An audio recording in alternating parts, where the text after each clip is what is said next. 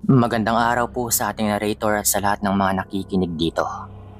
Tawagin niyo po akong Paulo at nais kong ibahagi sa inyong mga tagapakinig yung aking personal na karanasan tungkol sa isang aswang taong 2023 sa probinsya namin sa Morong, Bataan.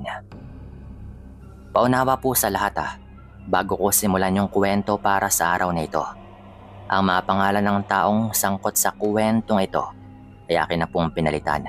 Gayun din po yung eksaktong lugar kung saan nga ito naganap upang hindi naman makasira sa imahe ng lugar dahil medyo dayuhin din po ng turista yung lugar. Pero kung lihiti mo kang taga-Bataan ay paniguradong magigets mo na kung saan nga ito naganap. Sa pagkakatanda ko ay bakasyon po namin yun sa eskwelahan nung ipadala nga kami ni Papa at Mama sa bahay nila Lolo sa Bataan para raw makapagtrabaho sila ng maayos at walang iniintindi. Mag-iipon pa po kasi sila sa pang-tuition namin sa susunod na pasukan. Pareho po kasi kaming naka-private school ni Kuya nung high school kami. Nasa 3 taon po ako noon habang yung kuya ko naman ay nasa 4 ng taon. Hindi naman po kami tumutol ni Kuya na doon kami kinalola muna. At sa katunayan pa nga ay gusto rin po namin doon sa bahay nila dahil parating masarap po yung ulam doon at napakaraming bagay yung mapagkakaabalahan. Malapit po kasi sa dagat yung sa kanila kung saan nga kami namimingwit o nangingisda. At sa kabilang ibayo naman po ay meron ding ilog na malapit na siyang pinagpapaliguan po namin ng mga pinsan ko na halos kaedaran ko lang po at ni Kuya. Isa nga sa mga pinsang tinutukoy ko ay tawagin natin Kuya Eric. Parang 5 o 6 na taon lang po yung agwat niya kay Kuya at sobrang astig po nitong kasama. Marami po kaming natututunan kung ano-anong mga bagay na mapapakinabangan kay Kuya Eric. Isa na nga po rito yung panghuhuli ng alimango o panunulo kung tawagin ng karamihan. Bilang may malapit po na ilog doon sa kanila. Mahal pa naman po yung kilo ng alimango sa pinagbabagsakan naming palengke doon sa may sentro.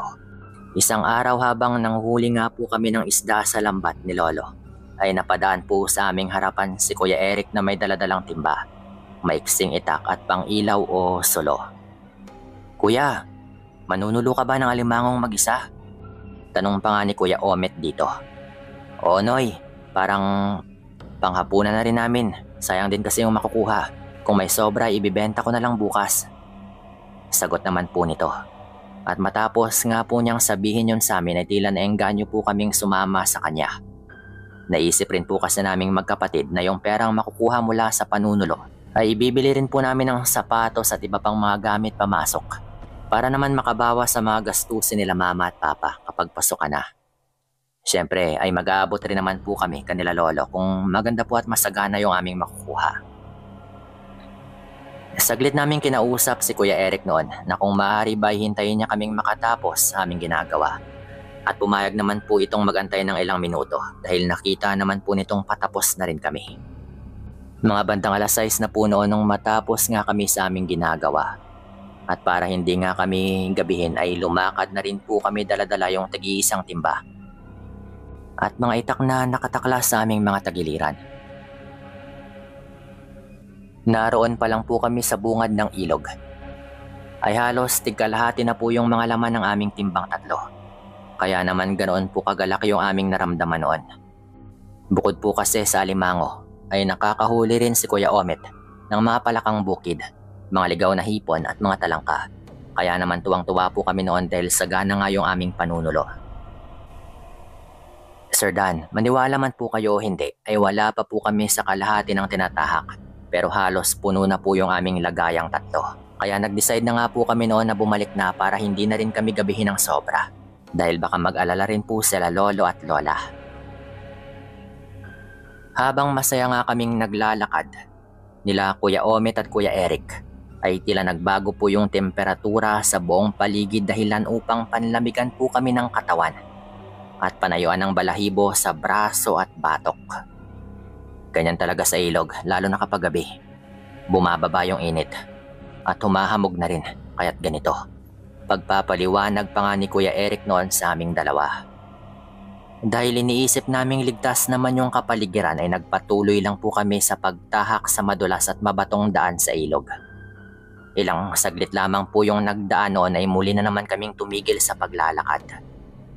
Nang makarinig nga kami ng pag-angil malapit lang sa amin.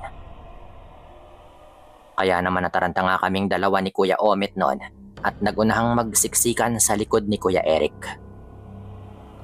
Nakakapangilabot po kasi yung aming narinig noon. Talagang pareho po kaming natakot sa aming sitwasyon. At alerto rin pong iginala yung aming mga mata hanggang sa may ituro nga si Kuya Omet noon sa amin ni Kuya Eric.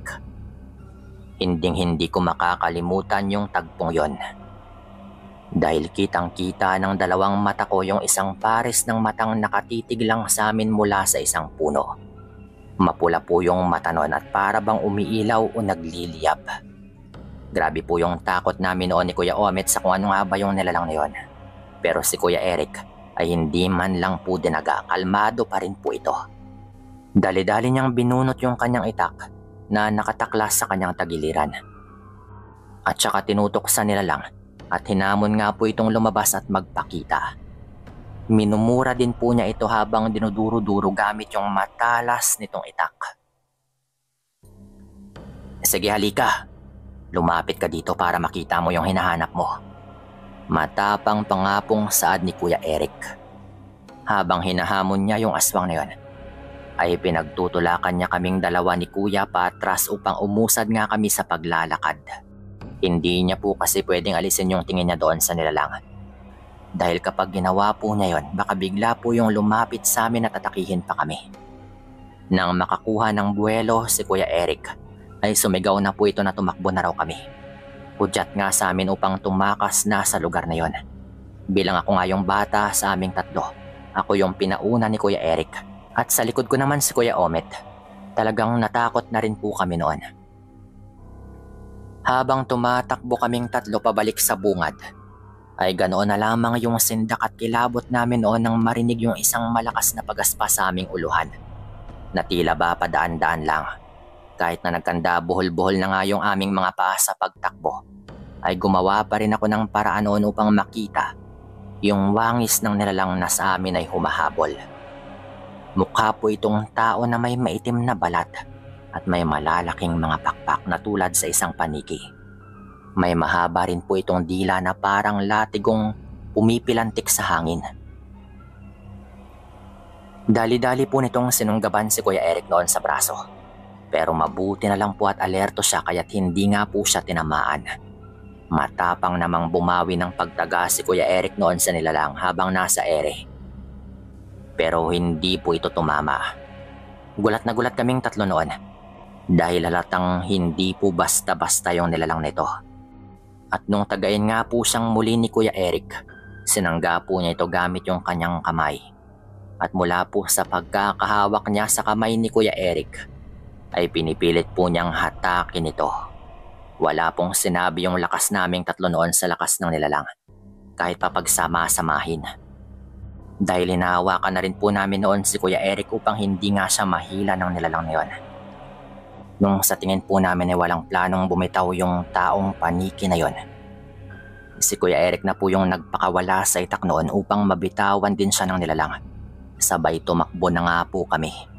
Kahit na maganda dapa-dapa at mga hulog nga po yung daladala naming mga alimango, ay wala na kaming pakialam dahil yung nasa isipan naming tatlo noon ay matakasan yung nilalang na humahabol sa amin.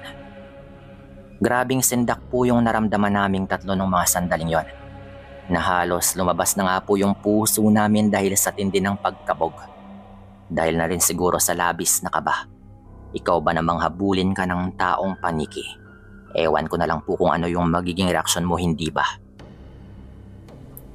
Nang matanaw po namin yung bungad ng pinasukan namin kanina, doon na nga po kami nakaramdam ng kahit papano konting ginhawa. Dahil sa wakas ay makakalabas na rin po kaming tatlo. Ngunit yung mga nakaukit ng ngiti sa aming mukha noon nung nasa may bungad na kami, ay unti-unting nawala nang biglang lumapag sa aming harapan, yung nilalang. Sinubukan po ng taong paniki na ito na hablutin si Kuya Omet. Habang lumilipad po ito, mabuti na lamang at hindi nagtagumpay yung nilalang na yon. Dahil mabilis na nabatak ni Kuya Eric si Kuya Omet nang kapitan nga nito yung likurang bahagi ng kapatid ko. Hindi pa nakontento yung nilalang na yon dahil hindi nga po siya tumigil sa pag-atake sa amin noon na para bang nagbabaka sakali po itong makatsamba. Natigil lamang yung pag-atake ng nilalang na lumilipad sa aming tatlo nang mapansin namin yung isa pang grupo ng mga manunulo na hindi hamak na mas matatanda. Dali-dali po kaming lumapit habang sumisigaw ng tulong upang magsumbong. Pero wala na rin po silang nakita doon kundi yung matatayog at matataas na mga punong kahoy. Tila naman nabunutan nga kaming tatlo ng tinik sa lalamunan at naibsan yung matinding takot nang ihatid nga po nila kami sa aming mga bahay. At syempre dahil sa kabutihan nila ay binigyan po namin sila ng hati doon sa mga natira sa aming mga nahuli. Galit na galit po sa amin noon si Lolo at Lola nung gabing yon. Lalo na nga nung ikwento namin sa kanila na hinabol kami ng isang taong paniki. Aswang yon. Aswang yung humabol sa inyo at yung tawag sa uri na yon ay wakwak o mandaragit. Saad pa nga po ni Lolo noon. Mabuti na lang hindi kayo nadali ng aswang na yon. Pag-aalala pang sabi ni Lola na talaga namang kahit galit ay halata ring grabe lang din yung pag-aalala. Ayon kay Lolo ay baka daw dayo lamang sa lugar namin yung aswang na yun. Dahil matagal na panahon na raw na walang nakikitang ganoon sa kanila at medyo minalas lang daw kami dahil sa amin pa nga ito napatapat na nagpakita. Buong gabi po kami noong gising ni Kuya Omet dahil sa takot na baka masundan nga kami nito sa bahay at madamay pa sila Lolo at Lola sa panggagambala ng wakwak na ito. Kinaumagahan po ay magkakasama po ulit kaming tatlo nila Kuya Omet at Kuya Eric na nagpunta doon sa palengke upang ibenta pa po kay Aling Anita yung mga natira naming huli ng mga limango. At tulad po ng inaasahan namin noon, kahit papano ay medyo may kinita pa naman kami kahit na napatrobol nga kami sa isang wakpak. Papauwi na po kami ng mga bandang patanghali nung mapagawi nga kami ulit doon sa bahagi ng ilog kung saan kami nanguha ng mga limango kagabi. At napakunot na lamang po yung aming noon-noon na tatlo. Nang makita yung kumpulan ng mga taong naroon, nagtaka nga kami kung ano nga ba yung ginagawa nila doon. Para ba silang may mga pinagkakaguluhan doon?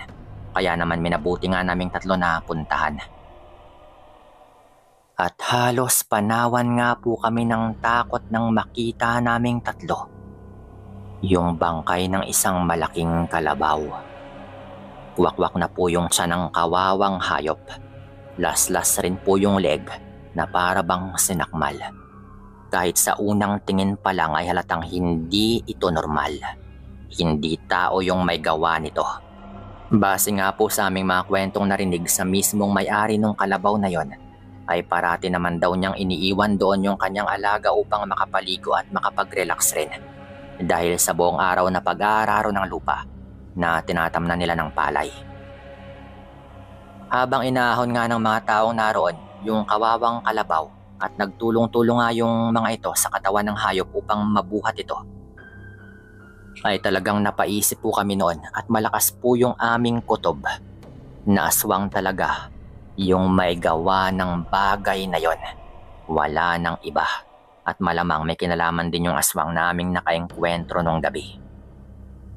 Marahil ay labis po talaga itong gutom na at nais po talaga nitong makakain ng sariwang laman. Kaya yung kawawang kalabaw na lamang yung pinagtiyagaan nito nung hindi nga po niya kami magawang biktimahin. Mula po nang magkaroon ng aswang sa lugar na ito ay nagsimula na pong mamuo yung takot sa mga tao. Kaya't palagi po silang naghahanda kapag gabi. Rumuronda rin yung mga kalalakihan gabi-gabi upang maiwasan nga yung ganitong pangyayari. Sa takot rin po nila Lolo na baka muli kaming atakihin ng aswang na yun, kinausap po nila noon si Papa at Mama ukol dito. Kaya naman nag-decide nga po sila na pauwi na lang po kami doon sa amin at yun nga po yung nangyari. Umuwi nga po kami noon ni Kuya. Dala-dala nga yung kakaibang karanasang ito na kahit kailanman ay hinding-hindi namin makakalimutan. Dito ko na rin po ito tatapusin at maraming salamat sa inyong lahat.